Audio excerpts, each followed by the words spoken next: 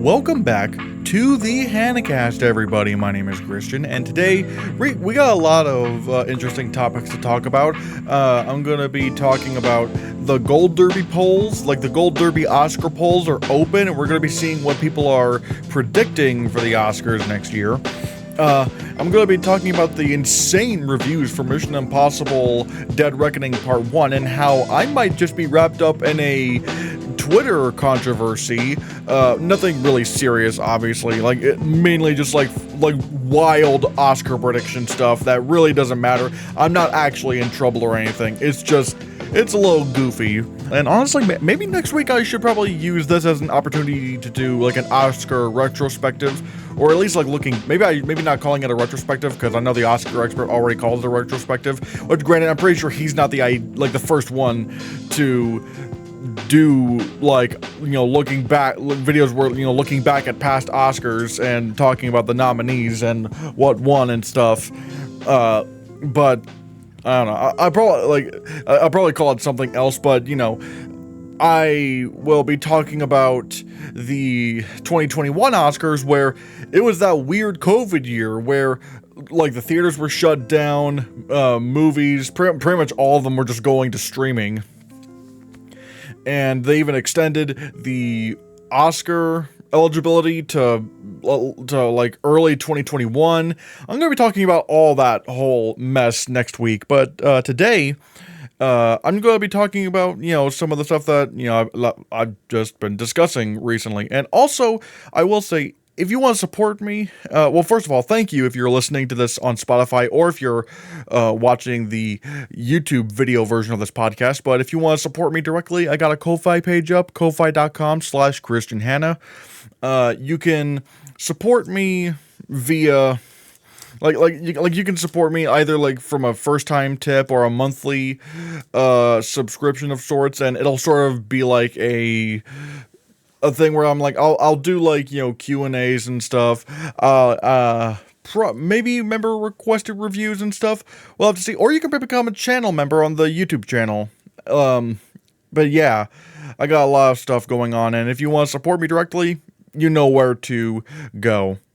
But, speaking of the Oscars, let's talk about the Gold Derby Oscar polls. They are open. People are predicting. These are from experts. These are expert predictions. These are expert predictions of the Oscars for next year. God, I can't speak. So far, they only have a handful of categories, like Best Picture, Director, the acting categories, and Screenplay. I do wish they had more of the tech categories this early in the year, because I want to predict those. Those are really fun. I feel like those don't get enough love. But, you can what you can. It seems like so far, the top 5 for Best Picture, number 1 is Killers of the Flower Moon. Number 2 is Oppenheimer. Number 3 is The Color Purple. Number 4 is Past Lives. And number 5, of all things, is Spider-Man Across the Spider-Verse, which is crazy. Already, people are taking this seriously as an Oscar contender, Spider-Man Across the Spider-Verse. I still want to see that film. I need to see that film so badly so I can understand the context of it all. But regardless, I'm kind of surprised that Spider-Man Across the Spider-Verse is over Dune Part 2. Now, granted, Dune Part 2 it's at number 6, and it has 9 experts predicting it for Best Picture, whereas Spider-Man Across the Spider-Verse has 8 experts predicting it, but more people are predicting Spider-Man Across the Spider-Verse for the win than Dune Part 2, which is crazy. I'm really wondering if this is actually going to happen. If Spider-Man Across the Spider-Verse is actually going to happen for Best Picture. Because there's so many things going against it. It's a sequel, it's an animated film, it's a superhero film. So, 3 things already going against it. So that's going to be tough. But right now, it's the fact that it's at number 5, and also at the Hollywood Critics Association Awards, this year. They had, I think it was the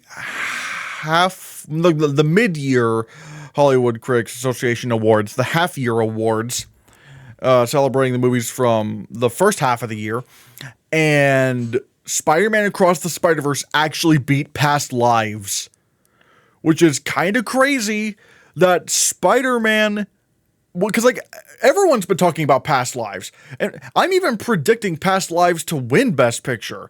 I'm kind of surprised that's all the way down to number 4, because I don't see Killers of the Flower Moon winning Best Picture. I don't see Oppenheimer winning Best Picture. I don't see The Color Purple winning Best Picture. I feel like I don't have a good argument for any of these other movies winning Best Picture other than Past Lives. But the fact that Spider-Man Across the Spider-Verse was able to beat Past Lives, which was seemingly like this big juggernaut, and probably will be a juggernaut later in the season. Like, obviously, it's not going to get a bunch of, text. Like, it's not going to get cinematography or visual effects or anything like that. But in terms of, like, above-the-line potential, it's going to go, I think it could go all the way. At least in terms of nominations. Whereas with Spider-Man Across the Spider-Verse actually beat Past Lives at Hollywood Critics' Choice, that is insane. Because, like, last year, even though everyone was riding the high off of Top Gun Maverick, Everything Everywhere All at Once still managed to beat Top Gun Maverick for Best Picture at the mid-season awards last year. So, could Spider-Man actually pull off a Best Picture nomination? People won't let it go. People I said this because here's the thing. I've always said, if you're going to nominate Spider-Man Across the Spider-Verse for Best Picture, you cannot shut up about this movie. You need to treat this like an Everything Everywhere. You need to treat this like a Top Gun Maverick. Just keep talking about how amazing the film is. Keep talking about, oh man, could this actually get nominated? Because the more you say that it could, the more likely it could happen. So, with Spider-Man Across the Spider-Verse, I'm becoming more convinced. I mean, even though I did have it in my top 10, and I probably will show you my Gold Derby predictions so far, but right now, Spider-Man Across the Spider-Verse really is not letting loose. It is hanging in there. I mean, hell, if it's in the number 5 above Dune Part 2, that's kind of insane. And if Spider-Man Across the Spider-Verse is going to get nominated for Best Picture, I've always said it needs a few other categories. It needs adapted screenplay, it needs best sound, and it needs either score or song. Because, obviously there was Beauty and the Beast, but if we go to the 2 more recent examples of this, with Up and Toy Story 3. Up was nominated for original screenplay, sound editing, and it won original score. And then you have Toy Story 3, which was nominated for adapted screenplay, sound editing, and it won Best Original Song. Now, I'm not saying Spider-Man Across the Spider-Verse has to win score or song to win or to get nominated for Best Picture. It doesn't need to do that, but I feel like those categories are pretty integral. I see some people, now granted, I see some people predicting Spider-Man Across the Spider-Verse for visual effects. I'm not there quite yet. Granted, I've not seen the film, so maybe I'm wrong. But the problem with with trying to predict an animated film for visual effects is that it truly needs to be groundbreaking. It truly needs to be doing something not just a little bit ahead of what's, of what animation's capable of. I mean far ahead of what animation's capable of. Because, again, you look at The Nightmare Before Christmas. The Nightmare Before Christmas was really groundbreaking in terms of stop-motion animation, because, no one had ever seen a stop-motion animated movie of that scale before. With that many characters and that kind of crazy production design.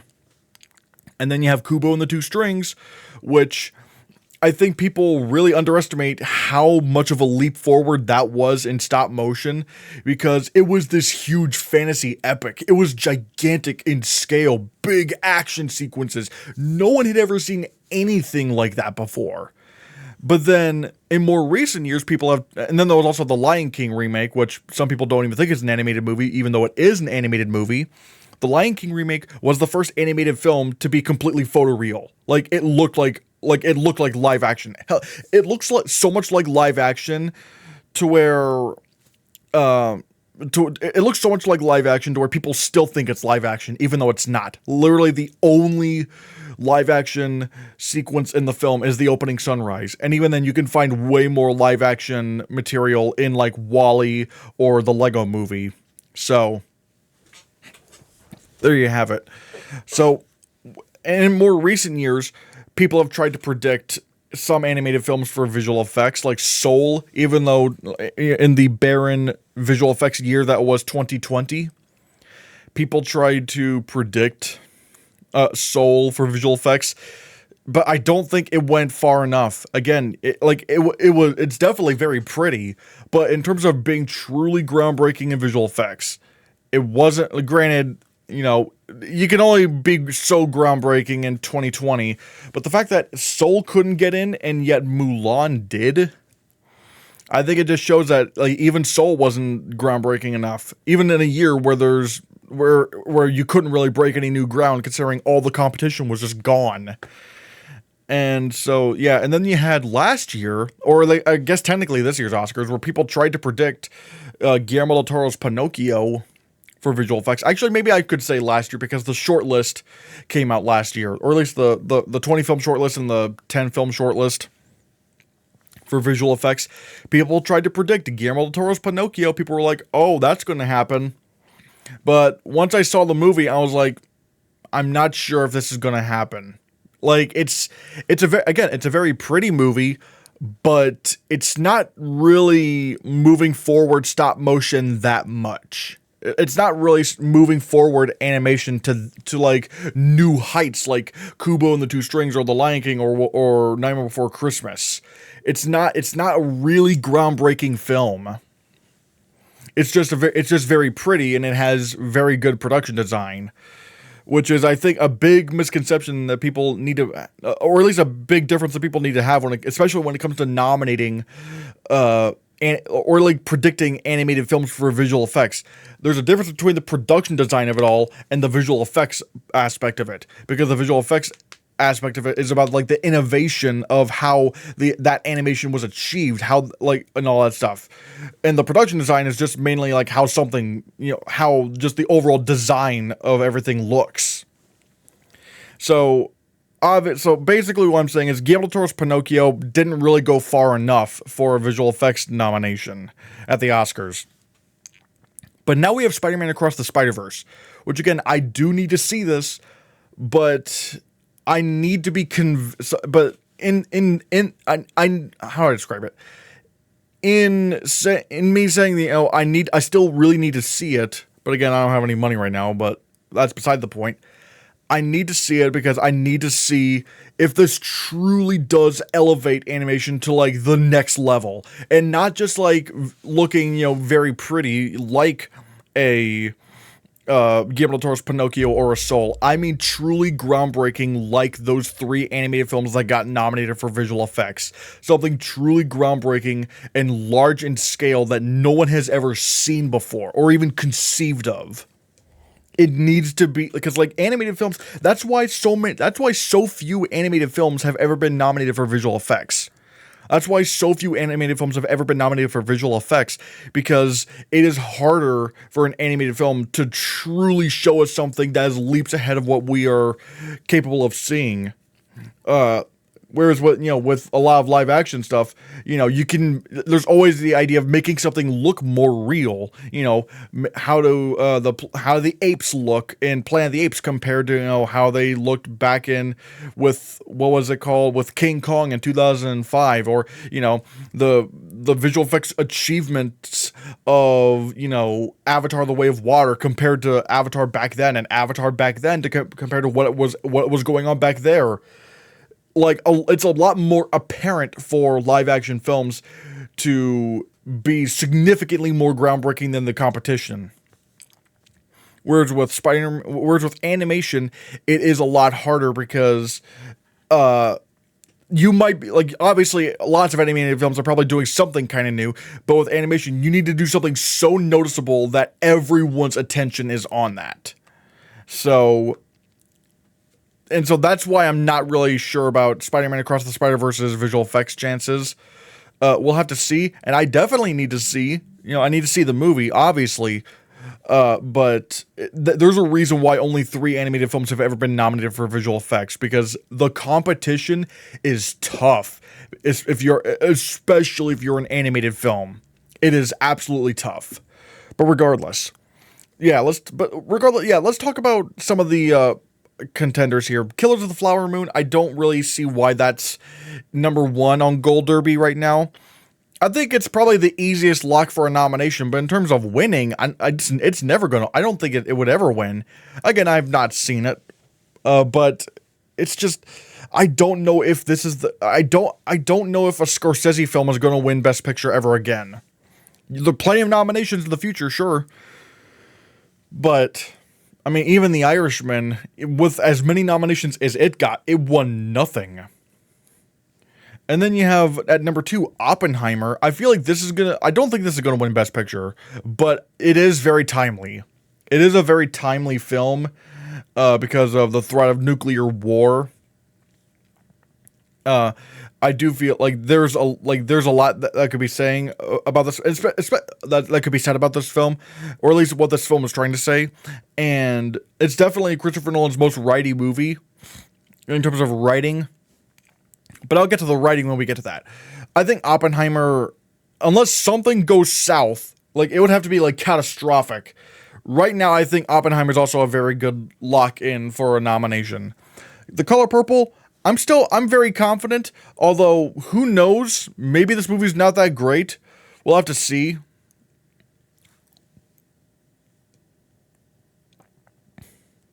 But yeah, I do think The Color of Purple has a very good shot for a nomination. Past Lives, I'm surprised it's not number 4. I think it should be number 1, because I don't have a good argument for a lot of these other films, which granted, we're probably not even seeing all the competition yet, but still.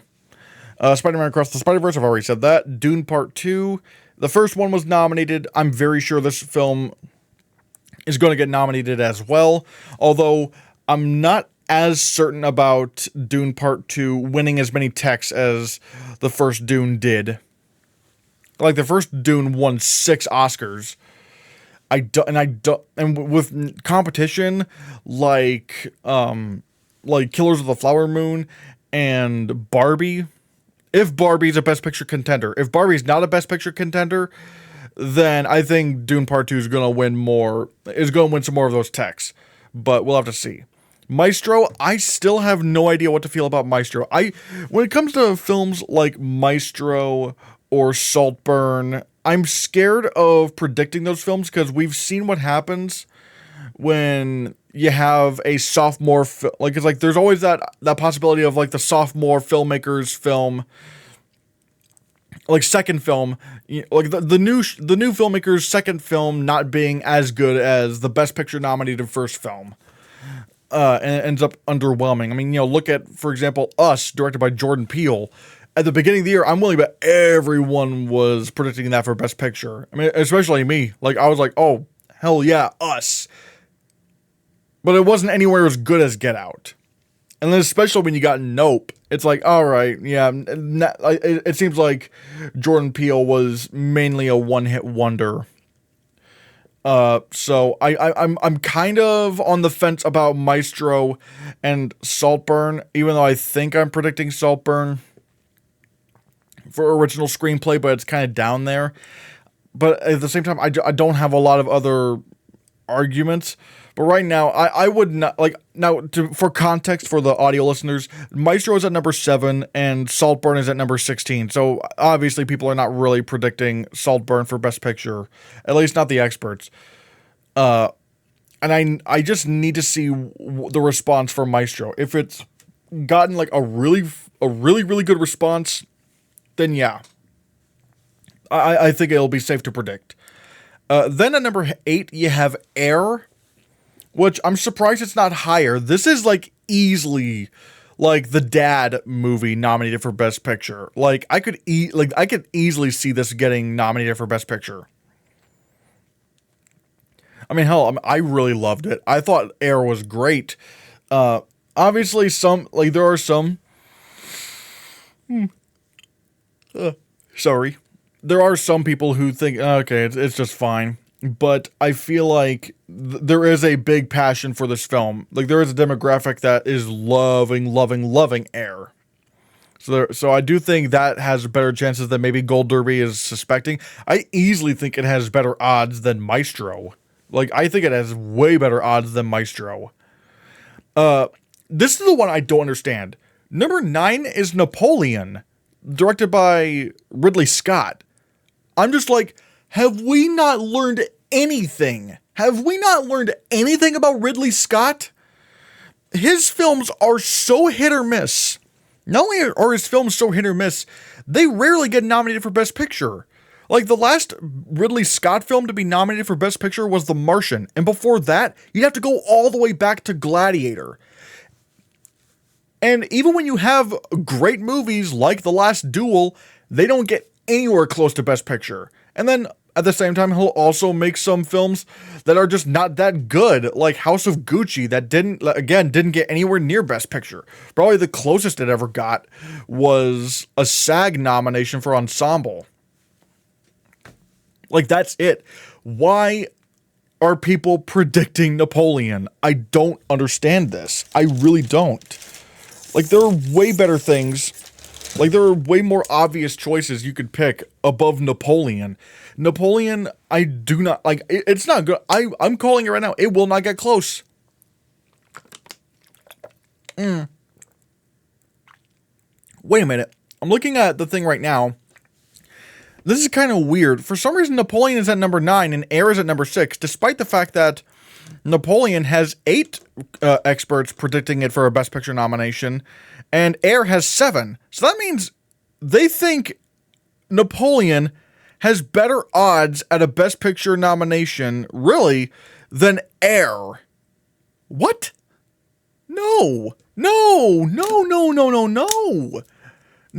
I don't understand that. Why Napoleon? Why, look, I'm not saying Napoleon can't be a Best Picture nominee.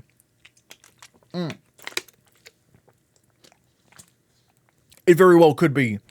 But the problem is that Ridley Scott is too unreliable. He is so unreliable. And every time he's making a new movie, people want to throw in the possibility, hey, could this get nominated for Best Picture? And then it doesn't even happen. People thought that with, what was it called? With All the Money in the World. That didn't happen. People thought that with The Last Duel. That didn't happen. House of Gucci. Despite the marketing being really good, House of Gucci didn't even really live up to anyone's expectations. So no, I don't know why Napoleon is at technically number 8. I don't understand this. I just don't. I really don't. At number 10, Gold Derby has The Zone of Interest, which I feel like has way better odds than maybe we're giving it credit for, because the Zone of Interest definitely sounds like a Best Picture nominee. It's definitely going to get in at the BAFTAs. So I would easily maybe have this in a either top 5 or top something or other. So I just don't know why it's all the way down at number 10. Because I feel like this is going to be a film that a lot of people are going to really love. And number 11 is The Piano Lesson, which I didn't even know it wasn't even on my radar, to be honest. It was not on my radar. But apparently this is the new film that's based off of an August Wilson play. And like sort of like Fences and Ma Rainey's Black Bottom. Although there are some people wondering if this is even going to be released this year. And that's interesting. If it is released this year, I might predict it for some awards. At least in some of the acting categories. because I feel like this is like, had I known about this, I would have been like, all right, now we're getting somewhere. I don't think it's going to get adapted screenplay because I feel like plays in general don't get nominated for Oscars, like for screenplay Oscars a lot, especially not in recent years, with like Ma Rainey's Black Bottom not getting in, The Whale not getting in, and of course, obviously the musicals like West Side Story and Tick Tick Boom. Like, unless this is like really transforming the screenplay to fit a film medium where it's like this screenplay is unmistakably a film screenplay and not just a carbon copy of the play. Like, let's say if it's doing some stuff like The Father, where The Father was definitely like you would not know it's a movie based on a play because it is inherently very film-like. The at least the movie of The Father. Like, lots of, like, cinematography choices, production design choices, editing. A lot of that is inherently tied to film. So unless the piano lesson manages to do something like that, I don't think it's going to get in screenplay. But if the piano lesson is coming out this year, I might keep an eye on it. The Holdovers, I'm hearing some stuff, or at least mainly, or okay, at the very least, like I've watched like, you know, the Oscar experts video on this, where apparently this is not like downsizing, and it's a lot more like what you would think, Alexander Payne's movies are like. So if that's the case, if it's more like classic, Alexander Payne, this probably could get a nomination. Currently it's at number 12 on Gold Derby, so we'll see. Number 13 is Barbie, which honestly, it's a little bit lower than I thought it was going to be. But at the same time, I do get it, because I'm not sure if I would predict this movie right now either. Barbie is getting ready to come out. It's getting ready to come out in a few weeks or so. So, the thing I'm worried about with Barbie is this going to be too good to be true? Like, all this stuff about, you know, Barbie getting in for Best Picture, Ryan Gosling winning Best Supporting Actor. Is this too good to be true? I don't know. I don't know. Now, if it does manage to live up to those expectations, and it's like high 90s on Rotten Tomatoes, then yeah, I will probably have to predict this for Best Picture, even though that would mean that we have 1, 2, and 3 Warner Brothers movies in for Best Picture. That would be nuts. Are You There, God? It's Me, Margaret is at number 14. With 3 people predicting. I wouldn't be surprised. Well, actually, at this point, I kind of would be surprised. What am I saying? I would be surprised. Because this film flopped so badly despite being one of the most critically acclaimed films of the year. I think it will be lucky if it gets adapted screenplay. It will be lucky if that happens. But, God, it's just such a shame. Because, like, everyone seems to be just loving this film. But yeah. Number 15 is honestly a shock that it's this low, and that's Anatomy of a Fall. Which is, like, I think the Palme d'Or winner this year at Cannes. And this is all the way down at number 15. That's strange. I feel like Anatomy of a Fall, once again, would be in my top 10 for predicting. At least going off of what a lot of people are saying.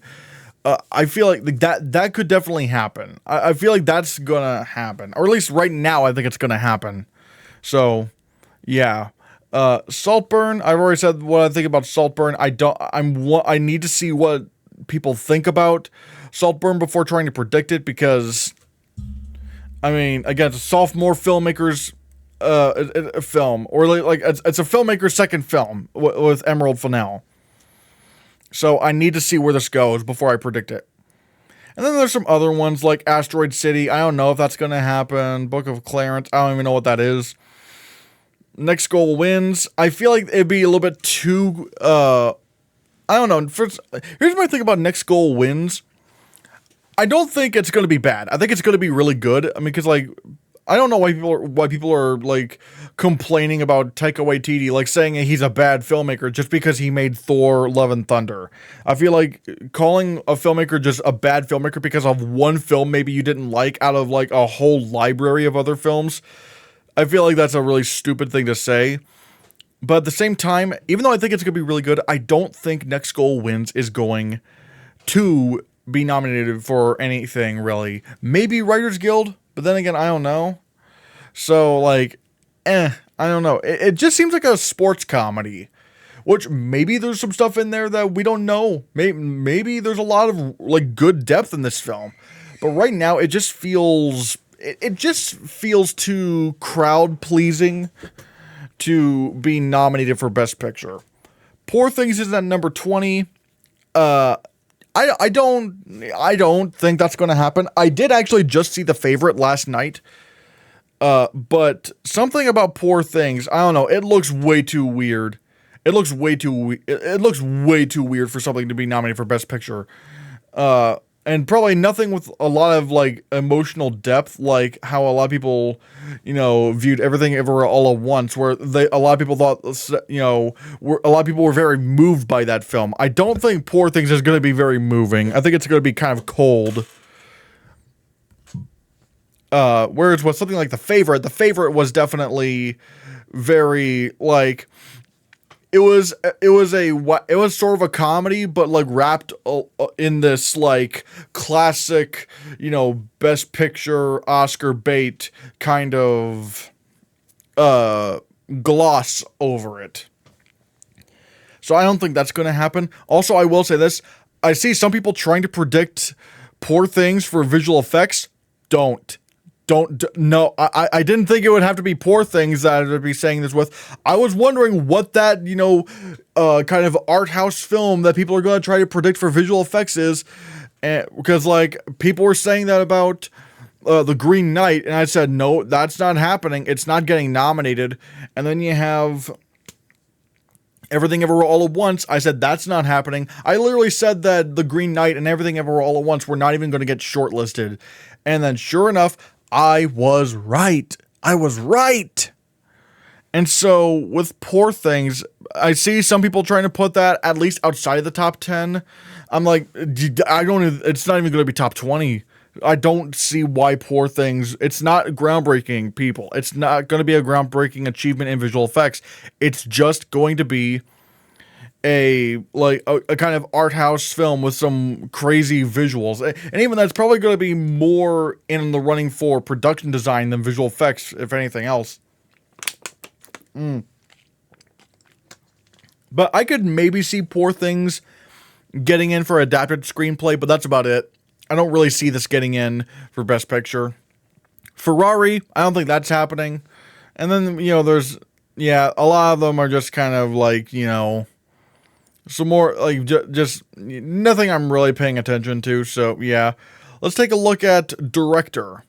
All right, number 1 is, weirdly enough, Martin Scorsese for Killers of the Flower Moon. He is the number 1 most predicted person to be nominated and the number 1 most predicted person to win.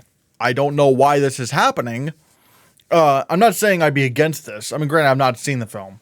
But I don't know if we're in an era where Martin Scorsese would win a second Oscar. I don't know if they would do that. They could, maybe. But I honestly, like, okay, so let's take a look at the top 5. Number 1 is Martin Scorsese for Killers of the Flower Moon. Again, I think he's easily going to get nominated, but he's never going to win. Christopher Nolan for Oppenheimer. Again, I think he'll get nominated, but I don't think he'll ever win. Number 3 is Celine's Song for Past Lives. I'll get to her here in a bit because I have some things to say. Denis Villeneuve for Dune Part 2. I'm just going to be honest. Like, he's at number 4. I'm going to be honest. I'm not even predicting him for director. I think we're going to get another Denis Villeneuve snub. Because we've seen a trend where, like, the big spectacle directors get snubbed in favor of someone else, just some crazy wacky nomination. Because, like, we saw Inception get snubbed, we saw what was it? Dune gets snubbed. Avatar: The Way of Water got snubbed. And even when we try to get ahead of the race with like All Quiet on the Western Front, Edward Berger getting in for director, he didn't get nominated. So I feel like if you're a big spectacle director, like if you're directing a big spectacle film, you're in trouble of getting snubbed. Because like I'm sure Denis Villeneuve will get in everywhere else. He'll probably get in at Golden Globes, Critics' Choice, and the Directors Guild. But I don't think he's getting nominated. I think they're just not going to give Dune any kind of directing nominations. Number 5 is Jonathan Glazer for The Zone of Interest. I'd probably put him a little bit higher up than a lot of these people. I'd probably put him at number 2. At number 6 is Blitz Bazawule for The Color Purple. Maybe. I think maybe that happens. I think I did predict him initially, but maybe I need to go with someone else, because I think I did see somebody that I wasn't really paying attention to. Number 7 is Ridley Scott for Napoleon. God, people, why are we doing this? Like, Napoleon's not going to get in anywhere. Ridley Scott is too hit or miss. Stop predicting Ridley Scott. I'm telling you, it's not going to work. It's not going to work out. Bradley Cooper for Maestro. Again, he didn't even get nominated for director for A Star Was Born, so I don't even expect him to get here for Maestro, unless somehow Maestro is like a big like Best Picture frontrunner. Unless like something like that happens. Like that'd be weird, but yeah. Alexander Payne for The Holdovers. Mayhaps that could happen. Wes Anderson for Asteroid City. No. Greta Gerwig for Barbie. I feel like Film Twitter would love that, but I don't know if that would happen. At number 12 is Justine Triet for Anatomy of a Fall. Maybe I should predict her. I should probably put her in my predictions. I probably have, because it seemed to check off all the boxes. Anatomy of a Fall is going to be a Best Picture contender. Although, will the Oscars nominate 2 international directors? Well, actually, no, they have done it before. What am I saying?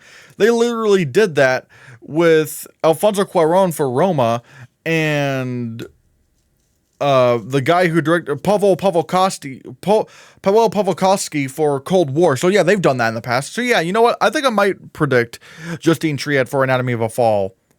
And then you have Michael Mann for Ferrari, not going to happen. Yorgos Lanthimos for Poor Things, nope. I'm seeing Ben Affleck for Air. I think maybe there's a chance that could happen at the Directors Guild. Maybe the Directors Guild, but not the Oscars. No way. Someone's actually predicting Ari Aster for Beau is Afraid. That is hilarious. Man, bless your soul. Like, that's never going to happen, but yeah. So, what do I think? Honestly, I feel like Celine Song is most likely to win, because I don't have a good argument for anyone else, except for maybe either Jonathan Glazer or Justine Triet. Maybe those two could threaten, but like Martin Scorsese, I don't think he's going to win. Christopher Nolan for Oppenheimer, I don't think that's going to happen. I think I'll get to screenplay here in a bit, but I think he could win adapted screenplay, but I don't think that's happening. Denis Villeneuve for Dune, again, he's not going to get nominated. Maybe Jonathan Glazer again, I think it is between Celine Song, Jonathan Glazer, and Justine Triet. One of those 3 is probably going to happen. Celine Song could definitely, currently I think I have her as my number 1 for director, because the movie is the most acclaimed film of the year. And granted, apparently from what I've heard, it's not a very showy movie, so maybe that could hurt it for director. Because I think Past Life is going to easily win original screenplay. Easily. But I don't know. Maybe I need to think about Justine Triet and Jonathan Glazer a bit. Although Jonathan Glazer does seem like a very like BAFTA kind of winner, I feel. But I don't know. They did give the Oscar for Best Picture to Jane Campion for The Power of the Dog, but who knows? But yeah, I don't know why people are still trying to hold on to Ridley Scott. Guys, it's not going to happen. And I really don't think Denis Villeneuve is going to get nominated for Dune Part 2. I think, again, the big spectacle directors are usually the first ones to go. So, yeah. I'm looking at any of the other people here. Not really seeing anything worth noting. But yeah. Let's go to lead actress. All right, at number 1, they have Gold Derby has Fantasia Barrino for The Color Purple. At number 2, Greta Lee for Past Lives. Number 3, Natalie Portman for May December. Number 4, Sandra Huller for Anatomy of a Fall. And number 5 for which is Annette Bening for Naiad. From what I've heard, okay, now Grant, from what I've heard, people need to be predicting Jessica Lange for Long Day's Journey into Night, because apparently that was a play, and people are saying like she won like I think a Tony for that, and she's playing the role in the film. So like that could I think that could definitely slip into the top 5. Fantasia Barrino for The Color Purple. From what we've seen in the trailer, she does seem to be very, very good. So we'll have to see. I think I was predicting her, but I'm just not sure. Greta Lee for Past Lives. I think that's probably I think honestly in terms of nominations, she's probably the biggest lock. Probably the biggest lock for a nomination. I don't really have much to say about Natalie Portman for May December. Again, I don't have a lot of info on that film, but I think that's generally safe to say. Sandra Huller for Anatomy of a Fall. Again, I feel like that's very, very likely that'll happen. Emma Stone for Poor Things. I don't know. Maybe the BAFTAs will go for her, or maybe the Golden Globes for a comedy musical. We'll have to see. I barely know anything about Naiad, but it doesn't sound like a big Best Picture contender. So I'm kind of looking at it's like nothing really stands out to me. So I think Jessica Lange maybe should be way up there in the top 5. So yeah. Flint Strong, if I'm not mistaken, Flint Strong was taken out of 2023 and it's going to be coming out next year. So I don't know why this is still here. But yeah. Yeah, I'm nothing really. Wait, that's okay, yeah. And all the way down there is Sandra Huller for The Zone of Interest, which is at number 42, but like literally no one's predicting her. I don't know. Maybe she'll go lead, maybe she'll go supporting, but that'd be kind of weird for like a double nomination. Best Actor. They have Gold Derby has Leonardo DiCaprio for Killers of the Flower Moon at number 1. I don't know if that's going to happen. Okay, at least in terms of winning, I think he'll get nominated, but nowadays at the Oscars they don't really tend to go for like, we want to give you another Oscar. But yeah, I don't know. Bradley Cooper for Maestro, that sounds safe at number 2. Cillian Murphy for Oppenheimer, currently I have him at number 1. They have him at number 3. Coleman Domingo for Rustin is at number 4. I still need to see, I really need to see what kind of, if this film is going to be given a lot of if this film is, if this film gets really good reviews, then yeah, I'll probably predict Coleman Domingo. But it's just so tough with some of these films. Paul Giamatti for The Holdovers. I mean, if The Holdovers is as good as some people are saying it could be, then I think Paul Giamatti gets in. John David Washington for The Piano Lesson. If this film comes out this year, I think I'll put John David Washington in the top 5. I think I'll put him in the top 5. Barry Keoghan is at number 7 for Saltburn. Again, I just need to see what the response for this film is like, because I just don't know. Joaquin Phoenix for Napoleon. Again, no, that's not, no. T.O.U. for Past Lives is all the way down at number 10, and I'm kind of shocked. I think he should be way up there. Unless more people are trying to get him into supporting, I don't know. Unless somehow T.O.U. goes supporting, I don't see why he's not in the top 5. Because, if this film is supposedly going to be if Past Lives is going to be a big, Best Picture contender, at least above the line, then, I don't see why he doesn't go along with it. Matt Damon for Air. I could see SAG going for him, not really any Oscars, probably. Kingsley Benadir for Bob Marley One Love. Funny enough, the trailer for Bob Marley One Love literally came out yesterday, and it's not that good. It's not that good. I mean, okay, well, okay, there's some interesting stuff in there, I will say. There's some interesting stuff. I should more so, I guess I'm talking about more so like Kingsley Ben-Adir in it, because he's not singing. Now, which granted didn't stop Rami Malek, but at the same time he's playing Freddie Mercury. So, but I don't know. Even I don't think I don't think Rami Malek should have won for Bohemian Rhapsody. But like with Kingsley Ben-Adir, he's not singing the role. Like the singing is done by other people, including Ziggy Marley, I think. But I just don't like. Here's my thing: if you're doing a musical biopic on someone, why not cast someone who can sing? I don't get it.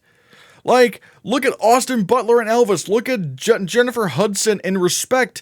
They are amazing actors and they can sing. If you're casting someone as Bob Marley, why not get a dude who can sing? I don't understand this. Like, why? Like, there are 8 billion people on this planet. Surely you can find someone who's a really good actor and a really good singer who can play Bob Marley. Like, I don't understand this, but especially seeing the trailer, I don't think that's happening. I do not think Kingsley Ben-Adir is getting nominated for Bob Marley with One Love. Michael Fassbender is at number 13 for The Killer. I don't know. It sounds like a thriller. It is being directed by David Fincher, which does help, but at the same time, it's a thriller, so and the Oscars don't really like their thrillers. Anthony Hopkins for Freud's Last Session. I mean, it's Anthony Hopkins. I need to see a trailer, especially, to go off of. But we'll have to see. And then there's some others, which nothing's really, nothing's really coming to mind. So, yeah, nothing really. Best Supporting Actress. All right. At number 1 is they have Lily Gladstone for Killers of the Flower Moon. Yeah, I think if Killers of the Flower Moon is going to win anything, it's going to be supporting actress. Like the narrative around her and how everyone is just praising her performance in the film. I feel like that's just ripe for a win. It's just the right combination. So yeah. Taraji P. Weirdly enough, Danielle Brooks is all the way down to number 4, which is kind of strange, considering how, everyone was saying, at least the people I follow, are saying, Danielle Brooks' character in The Color Purple is, one of the big standout supporting performances. And the fact that she's below Taraji P. Henson is, that's crazy. Julianne Moore for May December, I feel like that's a safe pick. Number 5, Viola Davis for Air. I'm not gonna lie, I don't think she gets in. I think she gets SAG. I think Air gets a bunch of SAG nominations, but I don't think she gets in for supporting actress. Especially since I have seen Air, nothing about her performance really stood out as Oscar worthy. Nothing really. So I don't know. Emily Blunt and Oppenheimer, some people are a bit apprehensive. Maybe there's a chance, that she gets in, because she is in one of Christopher Nolan's more dialogue-driven films, which would probably also equate to more acting-driven. Or more acting, more of an acting-driven film. Yeah. Danielle Deadweiler for The Piano Lesson. Again, August Wilson. You can't really go wrong with that. I just need to see what, if this film is actually getting nominated. At number 7, they have Devine Joy Randolph for The Holdovers. And from what I've heard, if The Holdovers is getting in for Best Picture, she's going to go along with it. So, all right. Number 9, Florence Pugh for Oppenheimer. Now we're getting into some of the more, I don't know if that's going to happen. Yeah. Like Kathy Bates for Are You There, God's Me, Margaret. That does sound nice, but I don't think that's going to happen. So yeah, nothing really much to say here. And then we get to supporting actor. This is interesting. We have, at number 1, Robert De Niro for Killers of the Flower Moon. That's interesting. Although I am a bit apprehensive on that, because, now granted, he is the most predicted to be nominated and the most predicted to win. But I don't know. Again, I have not seen it. And some people are saying he could win. But, a lot of people were saying, Robert De Niro was going to win the Oscar for lead actor for The Irishman back when it was coming out. So, and he didn't even get anywhere. The closest he ever got was Critics' Choice, and they had like what, 6, 7, 8 nominees for Best Lead Actor. So yeah, I don't know if that's going to happen. Again, I think there's a chance he could get nominated, but even then, it's Robert De Niro has not been nominated for anything since Silver Linings Playbook, and before that, you'd have to go back quite a ways back for another nomination. So we'll have to see, but yeah, Coleman Domingo for The Color Purple. I have no idea how big his character is in the musical, so maybe if he does have like a big presence, that could definitely happen. So yeah. John Majaro for Past Lives. I think that's an easy assumption to make. Again, if I'm saying that Past Lives is going to get in above the line, a bunch of above the line nominations, I think he'll go along with it. I think the main cast in general will just go along with it. Samuel L. Jackson for The Piano Lesson. That's interesting. Because there is a big narrative, that Samuel L. Jackson has not gotten an Oscar nomination since Pulp Fiction, which was his only Oscar nomination. And since this is an August Wilson play, that's definitely going to boost him a few notches. Again, if this movie's coming out this year, I probably will predict him. Ryan Gosling for Barbie. Once again, is this too good to be true? Is Ryan Gosling for Barbie too good to be true? I don't know. If this film is like one of the best reviewed films of the year, then yeah. But I will say this is actually kind of lower than I thought it was going to be, because I remember early on, like, people were saying, oh yeah, Ryan Gosling could win supporting actor for Barbie. And so far, no one's, predicting him to win, which is interesting. Like, he's all the way down at number 5, so he's vulnerable. We'll have to see. Although, I did see that clip that released of Ken, and it's so funny. So, yeah, again, if this movie is just as good as everyone's hoping it is, and Ryan Gosling is just as good as everyone hopes he is, I think this could get in for... I think he definitely has a shot at winning supporting actor. Especially since it's a very unique performance amongst a lot of the other performances we may see here. At number 6, we have Jesse Plemons for Killers of the Flower Moon. I haven't seen this movie. I've heard that he doesn't really do a whole lot, but who knows? Number 7 is Tom Hardy for actually, a lot of these, like 6 through 10, each have 3 predictions for nominations, so I guess they're basically tied, because you also have Tom Hardy for The Bike Riders. I don't know if that sounds like an Oscar contender, but we'll have to see. Charles Melton for May December. From what I've heard, I'd probably predict him. Mark Ruffalo for Poor Things. I don't think that's happening. Matt Damon for Oppenheimer. Maybe. Again, we'll have to see how Oppenheimer fares in terms of acting, but maybe. At number 11, we have Glenn Turman for Rustin. Again, I need to see how well that film performs and critically to predict it for anything. Glenn Howerton for Blackberry. I've heard a lot of people saying amazing things about him in Blackberry, although apparently IFC is the distributor, and that's not a good sign, because IFC is really bad at campaigning. Like, the only film I think they've gotten in for Best Picture, if I'm correct, is Boyhood. And even then, that didn't win. And it only won supporting actress. So, yeah. And there's some other predictions that people are making, like Robert Downey Jr. for Oppenheimer, maybe. We'll have to... Again, I just need to see how all of these films are playing. Brian Tyree Henry for Flint Strong. Again, it's not coming out this year. Why is it still on Gold Derby? Flint Strong is not coming out this year.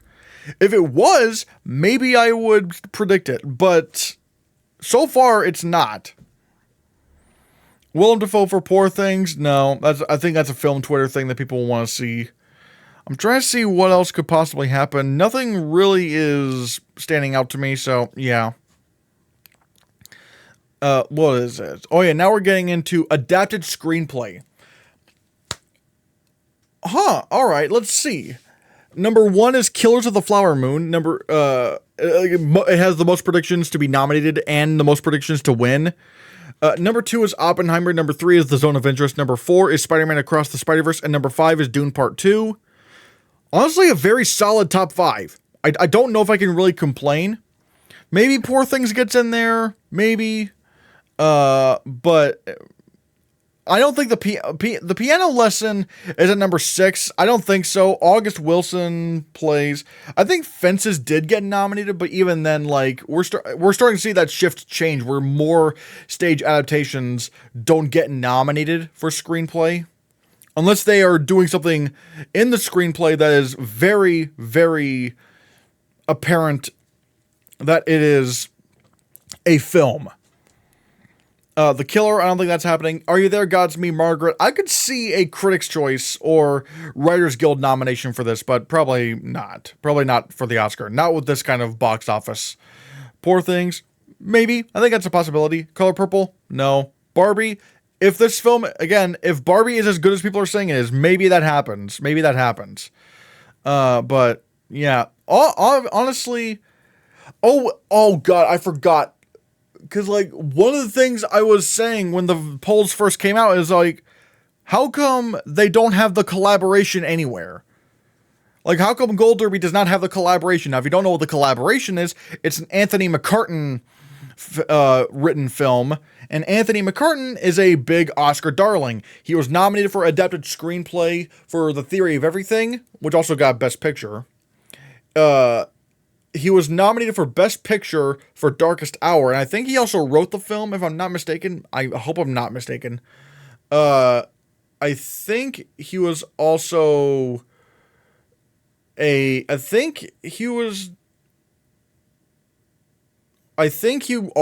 also wrote Bohemian Rhapsody, which was also nominated for Best Picture. And then most recently, he got nominated for Adapted Screenplay for The Two Popes. And so with that kind of track record, I don't know why the collaboration isn't on here, unless they think it's not coming out this year, which if that's the case, why is The Piano Lesson there? Because The Piano Lesson isn't confirmed to come out this year either. So, yeah, I don't know why the collaboration is on here, because if it was, I'd very seriously put that in the top 5. But at the same time, who do I take out? Because it is, admittedly, it is a very stacked category. It is very, very stacked. And I think all this kind of hinges on Spider-Man. Because if Spider-Man is not strong later on in awards season, and it's not being... Because I get what I say earlier, if Spider-Man Across the Spider-Verse is going to be a Best Picture contender, it needs adapted screenplay. It needs screenplay. So I don't it needs screenplay. So do I put in the collaboration?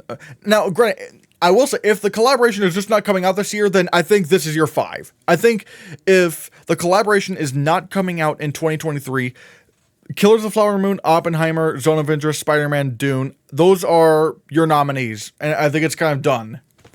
Now, I will say, I don't think Killers of the Flower Moon is going to win. I think out of these, it probably could be Oppenheimer.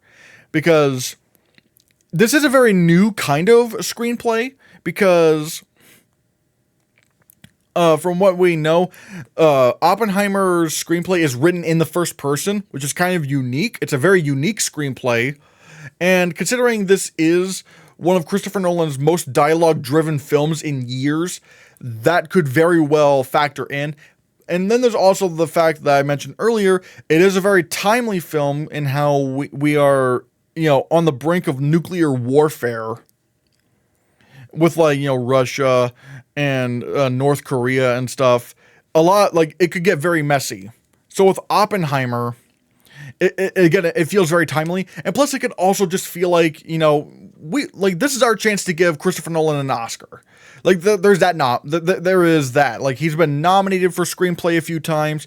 He's been nominated for Best Director for Dunkirk, got 2 Best Picture nominations, and I feel like this would be a good way to honor Christopher Nolan. I feel like there's a lot of circumstances that I think Oppenheimer is a sleeper. I think there's a bunch of circumstances that make Oppenheimer a sleeper in some of these categories. The Zone of Interest, I feel like, again, easy nomination. And Dune Part 2. If the collaboration... here's the thing. I will say this. If the collaboration is coming out this year, then either Spider-Man or Dune is in trouble. One of those two is in trouble. And if Dune's screenplay is not as strong as the first films, or maybe there's just too much competition, who knows, then it could get out. Or if Spider-Man Across the Spider-Verse is just not that popular amongst the film industry in terms of like the overall film industry for nominations, then Spider-Man could be cut out as well. So, yeah. And I'm not really much to say else about Golder, about, you know, or about adapted screenplay. And then you have original screenplay, which already, again, you have some pretty good contenders.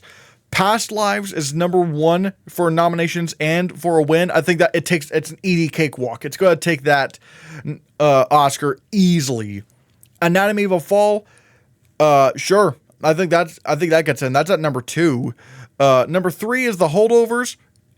If The Holdovers is a big Best Picture contender, and it is much more like what we come to expect from Alexander Payne in a good way, then yeah, that gets in. Saltburn, I might be willing to predict it right now, maybe, but at the same time, I need to see what people think about this film. Air is at number 5, and I'm kind of shocked because Air should be number 2. Because there is a very good chance I could see this winning the writers. I could see Air winning Writers Guild.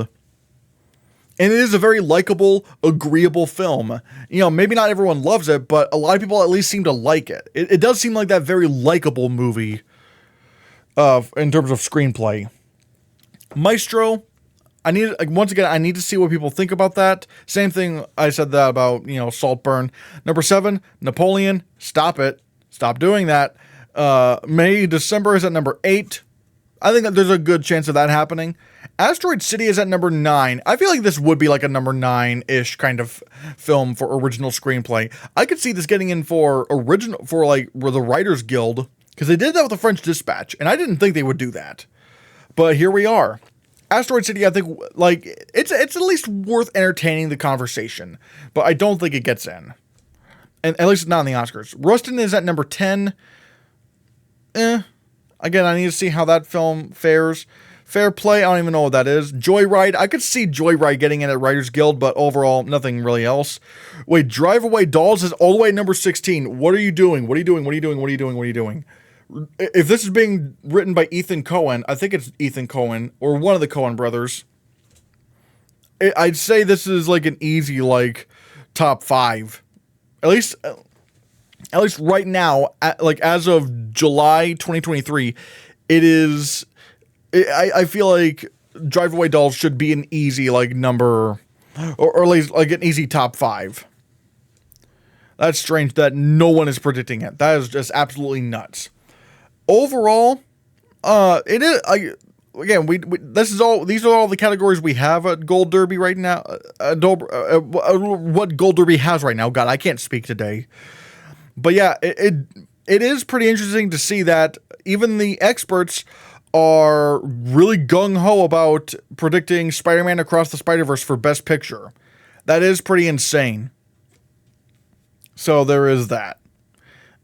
Anyways, moving on to another topic. Mission Impossible Dead Reckoning Part 1. Let me just... Good God, people. Good God.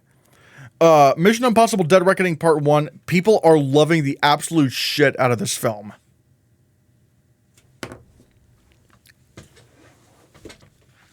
And so... Currently, it has a 99% on Rotten Tomatoes with 142 reviews. Only 2 critics don't like it. This is insane. Like, these are insane reviews.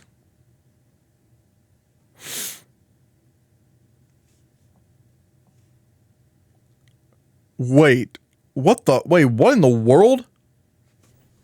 Wait, hold on. I'm losing my mind right now.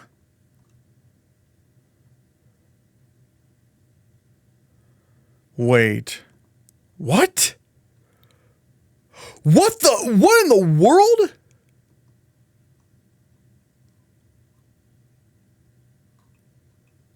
Okay, breaking news just now. Oh, I guess maybe not just now. I'm just now seeing it, but like, oh my God, Jennifer Garner is returning as Elektra in Deadpool 3? Whoa. Okay, that's nuts. Jennifer Garner as Elektra. That's straight. What? I guess I'm not saying this in a negative way because I trust the writers of Deadpool. Like, I trust Ryan Reynolds. Like, I think the Deadpool movies are fantastic. This is strange. What kind of movie are they going for? Are they actually going for like a big multiverse kind of film with Deadpool? That. Oh my God. Who else could we see? Could we see like the OG X-Men? What in the world is happening? Like, what in the world is happening with this film? Hold on, let's go to the Hollywood Reporter. All right, let's go to the Hollywood Reporter and read what's going on here. After a nearly 20-year hiatus, the actress is returning to the role of Marvel Comics' assassin anti-hero in Deadpool 3, sources tell the Hollywood Reporter. The Marvel Studios production is currently shooting with Ryan Reynolds reprising his fan-favorite part of the fourth wall breaking Merc with a Mouth. Hugh Jackman has come out of Marvel retirement to play Wolverine once again.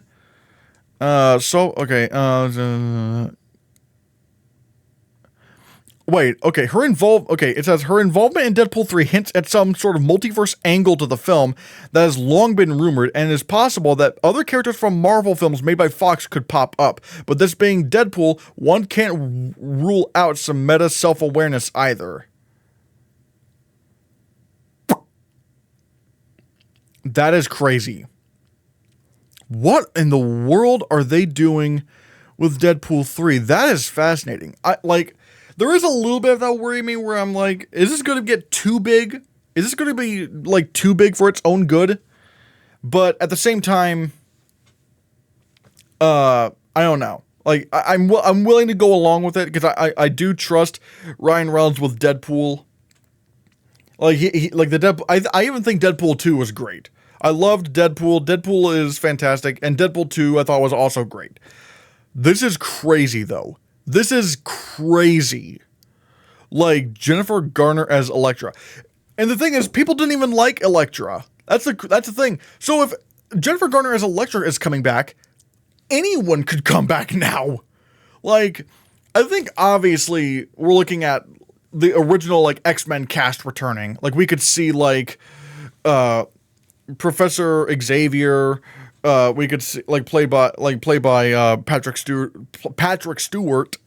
We could see Ian McKellen as Magneto, maybe Halle Berry as Storm, a lot of the other people in those movies. But like, who else? Like, there's no way they would get Ben Affleck. Actually, no, there's no way they would get Ben Affleck for Daredevil. Absolutely, there's no way they would do that. Man, like, who else could they get? Fantastic Four actors, maybe. Like, could they? What if they got the 2015 cast for Fantastic Four, the ones that everyone hated? That would be kind of funny, but also kind of cool. I mean, even though I'm not gonna lie, I was one of the few people who kind of liked the 2015 Fantastic Four. So did I say 2014 at first? I don't know. But the 2015 Fantastic Four. If they made an appearance, that'd be funny. Or what if they use this as like a vehicle to bring in the new Fantastic Four? That'd be interesting to see. Because they were trying to cast them earlier this year, so we'll have to see. But that's crazy. Like, Jennifer Garner as Elektra. I'm wondering how crazy this Deadpool movie is going to be. How crazy Deadpool 3 will be. Because that is nuts. Anyways, back to Mission Impossible. With Mission Impossible Dead Reckoning Part 1, it has like a 99% of Rotten Tomatoes with 142 reviews. Like, it's through the roof. And the reason why earlier in the podcast I said I think I might be in some film Twitter trouble is because I said, do we need to like keep Mission Impossible in the back pocket for Best Picture, and so many like reputable like Oscar prediction experts said no, it's not happening. What are you thinking? No. I'm just like, look, currently I'm not predicting Mission Impossible. All I'm saying is we've seen weird stuff happen. We've seen weird stuff happen. Weird stuff has happened with these films.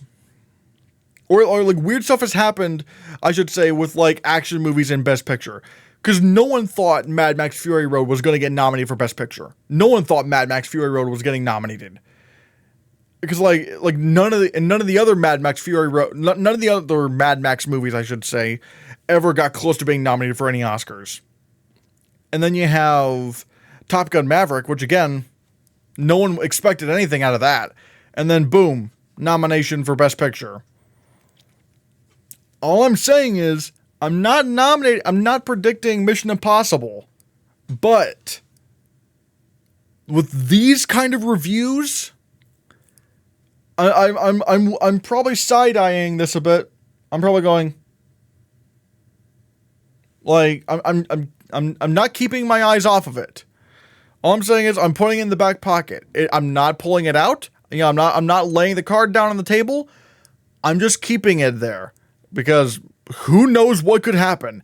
These reviews are absolutely extraordinary, and especially if this movie like makes $1 billion. Oh my god, if this film makes over $1 billion and it's still holding these kind of reviews, let's say it drops down to like 97. All right, maybe I might pump the brakes a bit, which granted it could very well do.